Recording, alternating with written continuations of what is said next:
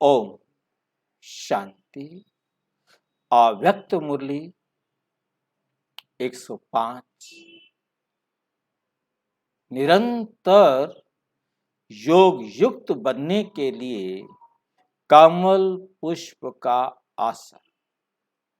निरंतर योग युक्त बनने के लिए क्या चाहिए हमको? कमल पुष्प का आसन चाहिए। ये मुरली बाबा ने चलाई थी 3 जून 1971। आज का दिन कौन सा दिन है? भट्ठी का दिन। भट्ठी के दिन को कौन सा दिवस कहते हैं? भट्ठी के आरंभ के दिन, अर्थात जीवन के फैसले का दिन। फैसला कर लो भाई, कच्चा रहना है कि पक्का, बाबा का बनना है कि नहीं। भट्ठी में किस लिए आते हो? जीवन का सदा काल के लिए फैसला करने सभी इस लक्ष्य से आए हो,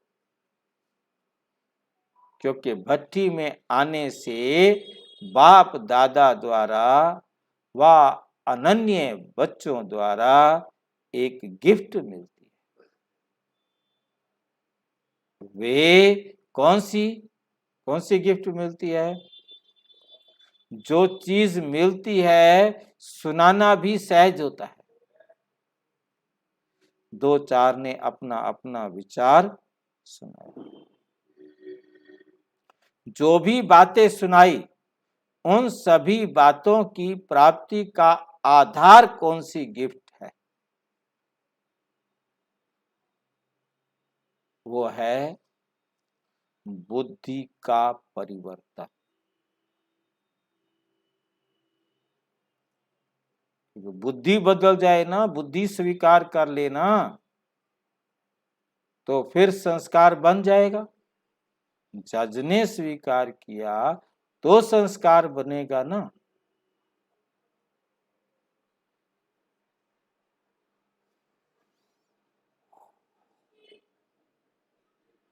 बुद्धि का परिवर्तन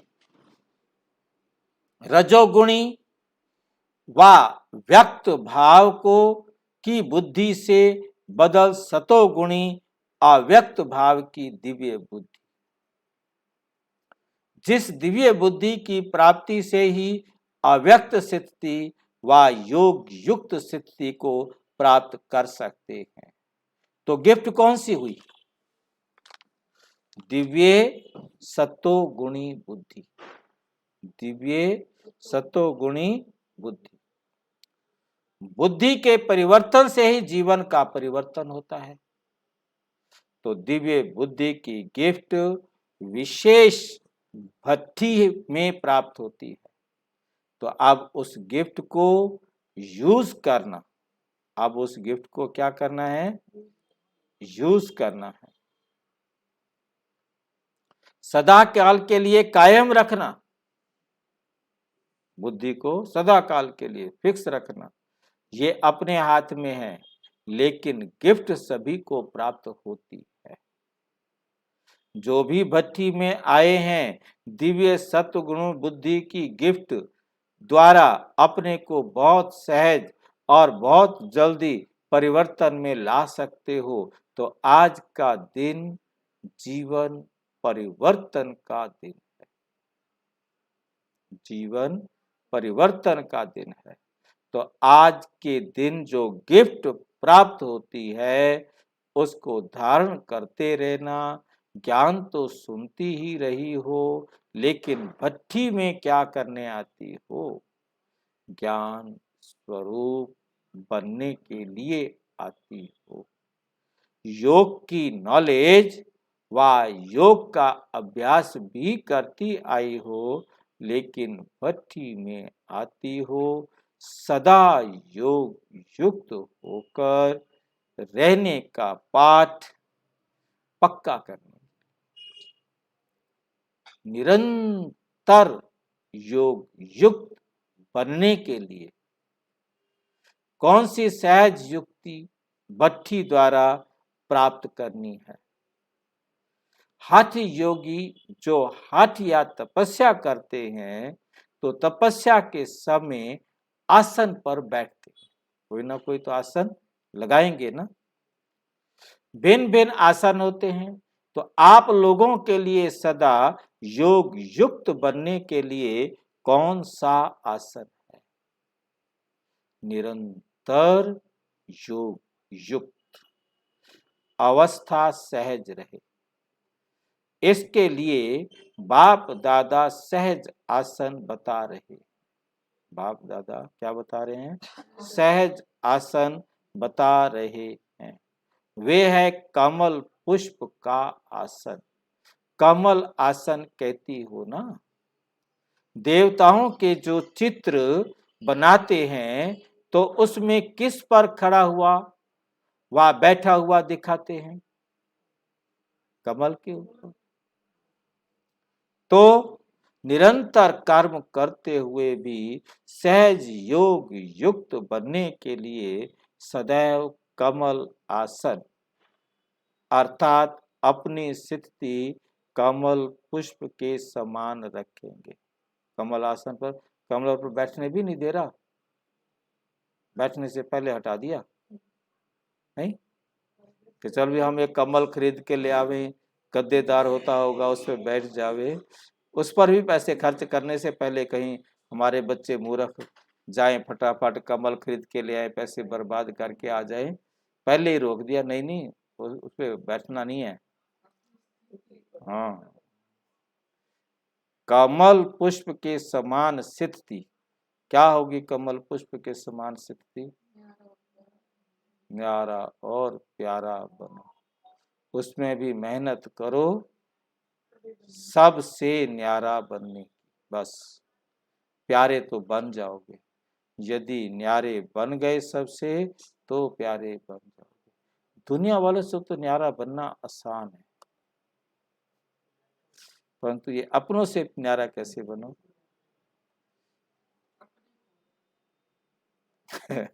जो परिवार चिपका रखे हैं थे नहीं, उनसे न्यारे कैसे हो जाएंगे।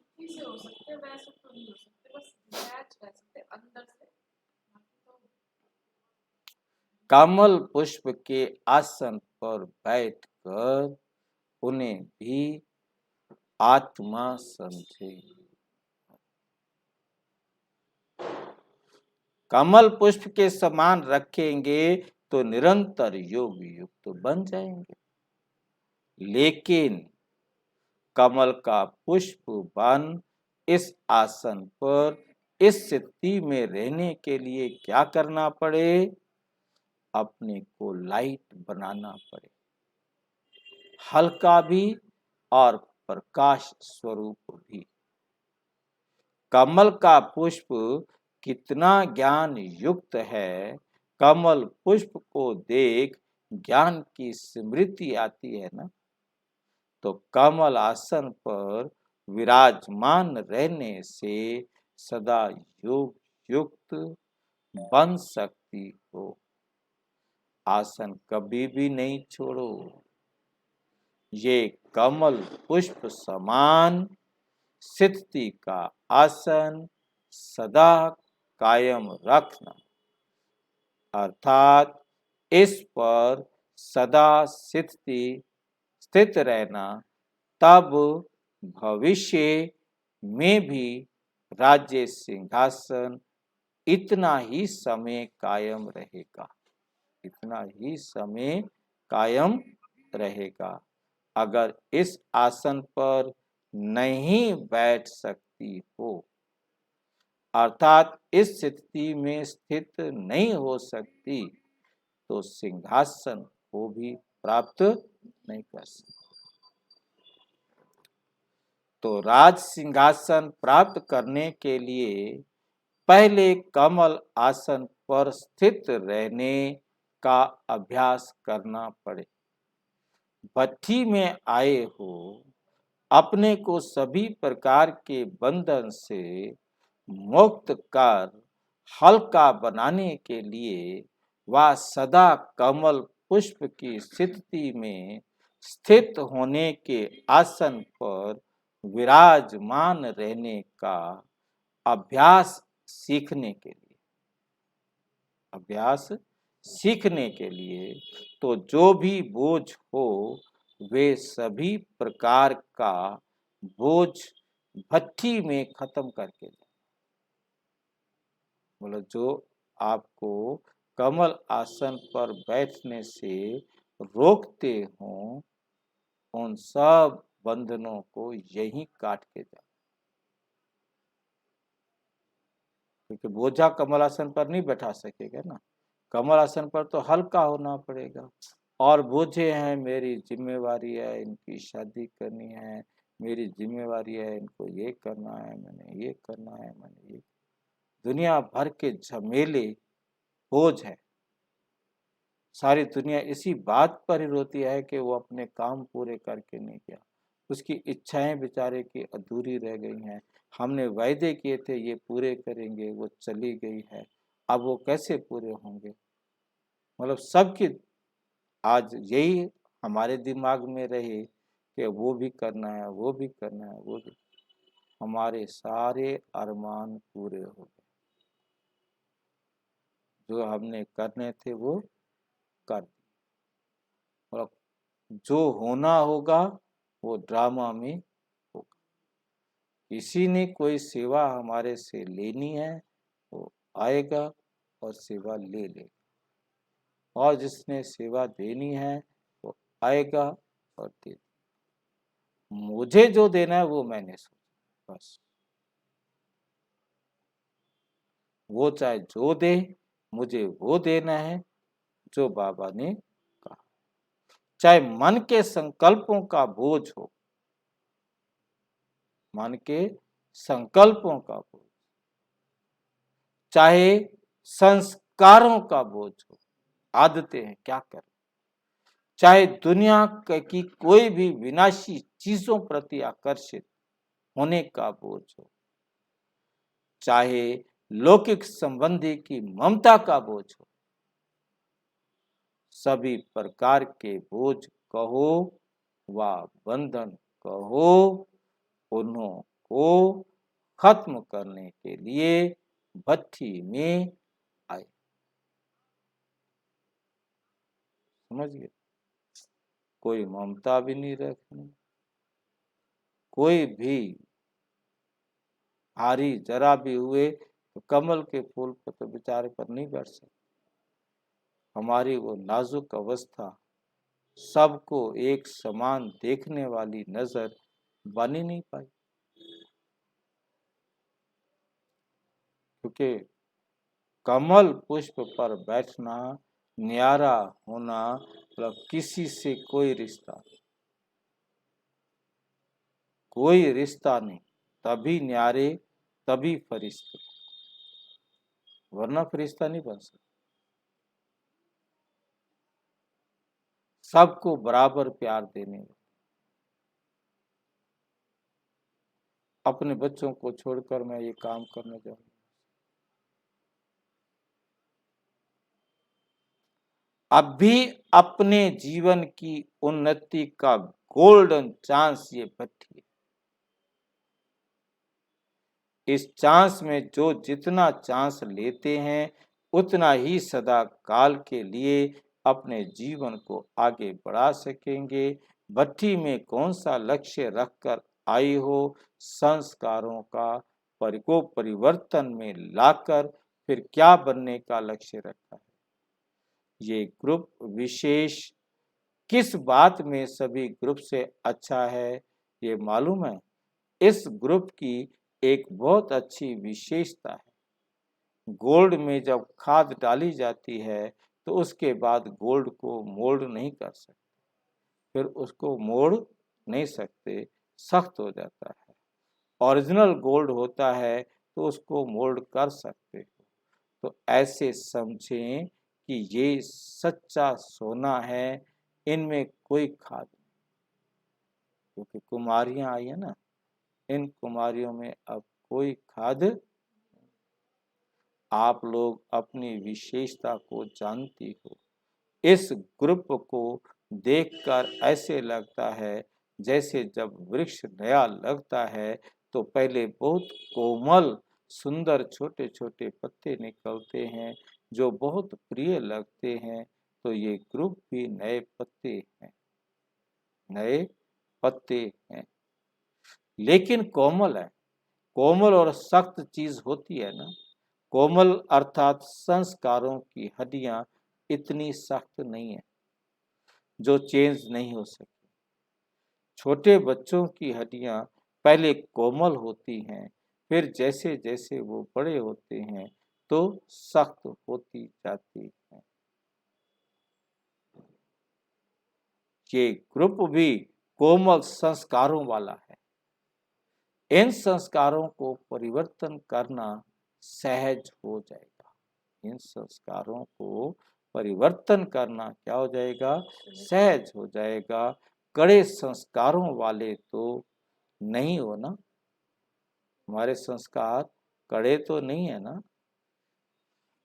दादी जी 2 दिन के लिए मद्रास सर्विस पर जाने के लिए बाप दादा से छुट्टी ले रही, 2 दिन के लिए। जो विश्व के राजे बनने वाले हैं उन्हों की विशेषता ये है सर्व आत्माओं को राजी रखना, सर्व आत्माओं को राजी रखना। महारथियों के कदम कदम में पद्मों की कमाई रहती है। सीता माता भी छुट्टी ले रही है, वो भी दादी के साथ जा रही है। अपने को समर्थ आत्मा समझ इस शरीर को देख रही हो। साक्षी अवस्था की स्थिति में स्थित होने से शक्ति मिलती है। जैसे कोई कमजोर होता है तो उनको शक्ति भरने के लिए क्या देते हैं? ग्लूकोज चढ़ाते हैं ना, तो यहाँ भी बाबा ग्लूकोज चढ़ा। अब क्या लगाते हैं आगे देखो, बाबा भी शक्ति देने के लिए क्या कर रहे हैं? ग्लूकोज चढ़ाते हैं। तो जब अपने को शरीर से परे अशरीरी आत्मा समझते हो तो ये साक्षीपन की अवस्था शक्ति भरने का काम कर। ग्लूकोज भी नहीं चढ़ाया मैंने सोचा चलो 10-20 रुपए का ग्लूकोज का पैकेट लगेगा ना, पैसे खर्च करने वाला तो बाबा के बस कोई काम ही नहीं है। साक्षीपन की अवस्था एकदम न्यारे होकर जब देखोगे तो शक्ति बढ़ती जाएगी, ग्लूकोज चढ़ता जाएगा। और जितना समय साक्षी अवस्था की स्थिति रहती है उतना ही बाप साथी भी याद रहता है, अर्थात साथ रहता है।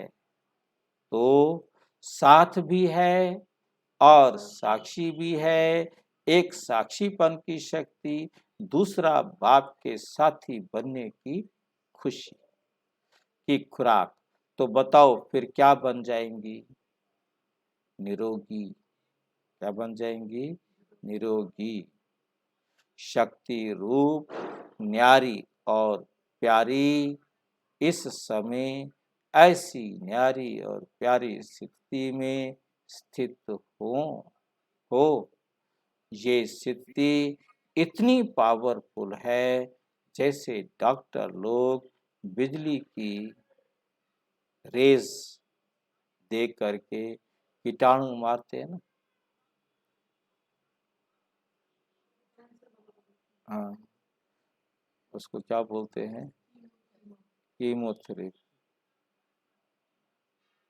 कीटाणु मारने के लिए। तो ये स्थिति भी ऐसी पावरफुल है जो 1 सेकेंड में अनेक विकर्मों रूपी कीटाणु भस्म हो जाए। वो भी खरीदी नहीं बाबा ने, कीमोथेरेपी की मशीन भी फ्री में देता है। देखो कितनी वंडरफुल बात है।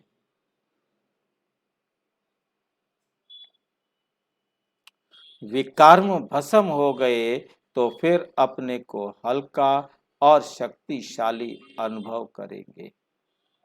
सदैव प्रवृत्ति को भी सर्विस भूमि समझना है। परिवार को क्या समझना है? सेवा का स्थान। अपने को बाप दादा के अति प्रिय समझती हो? क्यों? ऐसी क्या विशेषता है जो अति प्रिय हो? एक बाप, दूसरा ना कोई। ऐसे एक के ही लगन में रहने वाले बाप को अति प्रिय है। समझा? अच्छा, विस्तार से जानने के लिए विश्व में 140 देशों में प्रजापिता ब्रह्मा कुमारी ईश्वरीय विश्वविद्यालय के किसी भी सेवा केंद्र पर संपर्क करें और यदि कोई प्रश्न हो तो 9213106986 पर केवल टेलीग्राम करें। 9650692270 पर केवल व्हाट्सएप करें, फोन नहीं। ओम शांति।